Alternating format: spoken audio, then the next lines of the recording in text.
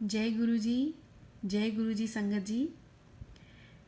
गुरु जी की कृपा हम सब पर सदा ही बरसती रहती है। इसका आभास हमें नहीं होता, और होता है तो बहुत देर बाद होता है, और वो भी बहुत कम समय पर होता है।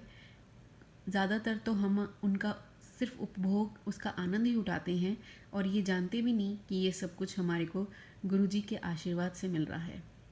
आज मैं गुरु जी की कृपा से जो मेरा अनुभव है गुरु शब्द का अर्थ, कि क्या है ये गुरु शब्द का अर्थ, असली मायने में कौन है असली गुरु, तो उसका अर्थ जो गुरु जी ने मुझे समझाया अपने सत्संग के माध्यम से आपके साथ शेयर करती हूँ।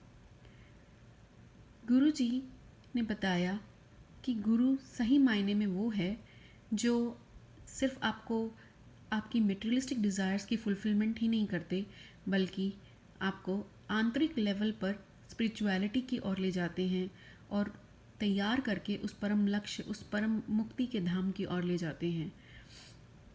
वो कैसे होगा, ये छोटे छोटे अंशों में समझाती हूँ। जो मुझे समझ में आया है कि गुरु जी की कृपा इतने ज़्यादा डीप लेवल पर चलती है जब कोई उनसे डायरेक्ट कनेक्शन में आ जाता है, जहाँ हमें सिर्फ और सिर्फ डायरेक्ट कनेक्शन बनाने की देरी है, और गुरु जी का कार्य जो बैकग्राउंड में हो रहा होता है वो आपको प्रत्यक्ष नज़र आने लग जाता है। मैंने पाया कि मेरे अंदर एक बुरी आदत थी, और वो गुरुजी से मिलने से पहले ही थी, जिसको मैं काफ़ी समय से सुधारना चाहती थी। संगत जी, कहने में बड़ा अजीब लगेगा कि मेरी नॉर्मल स्पीच अच्छी नहीं थी। मतलब मैं बहुत ज़्यादा रफ़ लैंग्वेज यूज़ करती थी अपनी नॉर्मल कॉन्वर्जेशंस में, जब मैं इनफॉर्मल बातें करती थी। तो जब भी कोई इनफॉर्मल कॉन्वर्जेशन होती थी तो मैं अपनी स्पीच पर ज़्यादा ध्यान नहीं देती थी, और बहुत ही खुले मन से जो मन में आया, जो मुंह में आया वही बोल देना। ये भी नहीं देखना कि आसपास में बच्चे बैठे हैं या कोई और है। तो गुरु जी का एक दिन मेरे पास मैसेज आता है कि तू गाला बड़ी कड़ दी हैं। तो मैंने कहा कि ये एक, मतलब गुरु जी को कैसे पता चला, लाइक ये बहुत अजीब सा मैसेज है, ऐसे कोई मैसेज लिखता नहीं है।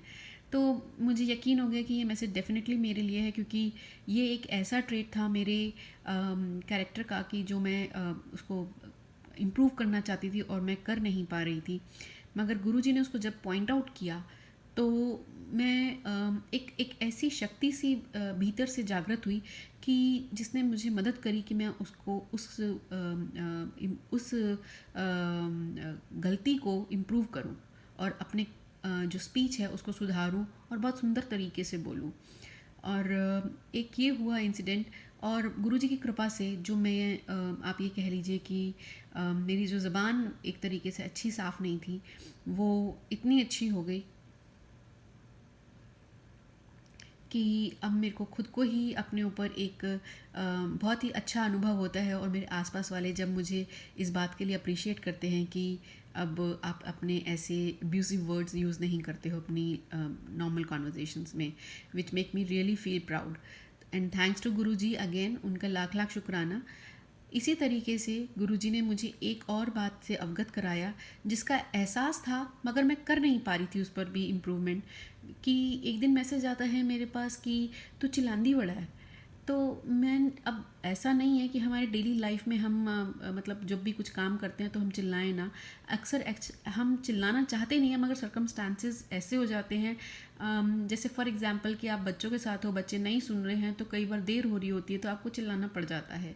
मगर अब ऐसा हो गया है जब से गुरुजी ने मुझे इस बात पे पॉइंट आउट किया है कि मेरी आवाज़ ऊंची होती है, मगर दूसरा थॉट इमिडिएटली आ जाता है कि मेरे महाशिवा, हमारे प्रभु गुरुजी महाराज घर में विराजमान हैं और उनकी समाधि भंग होगी मेरी चीख चिल्लाहट से, तो मुझे चुप हो जाना चाहिए। डजेंट मैटर कि मैं जिस भी रीज़न से वो अपनी पिच हाई करके बोल रही हूँ, वो लाइक पूरा काम होता है या नहीं होता है, वो सामने वाला इंसान मेरी बात को सुन पा रहा है या नहीं सुन रहा है, डजेंट मैटर।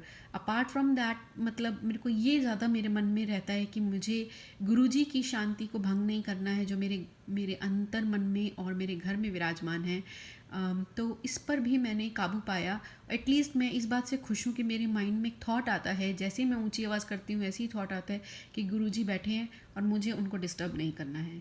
और इस तरीके से धीरे धीरे करते हुए मेरी चिल्लाहट, चीखना चिल्लाना, और घर में जो हम बच्चों पर बोलते हैं कि नहीं सुन रहे हैं, आजकल बच्चे भी नहीं सुनते हैं, ऐसी बात है, तो थोड़ा चिल्लाना हो जाता है। बट मैंने उसके अलग ही तरीके निकाले हैं उनसे बात करने के, जो कि अलग हैं, जिसमें चीख चिल्लाहट नहीं होती है। घर में एक अच्छा सुंदर सा माहौल बना रहता है शांति का। तो ये भी थैंक्स टू गुरुजी।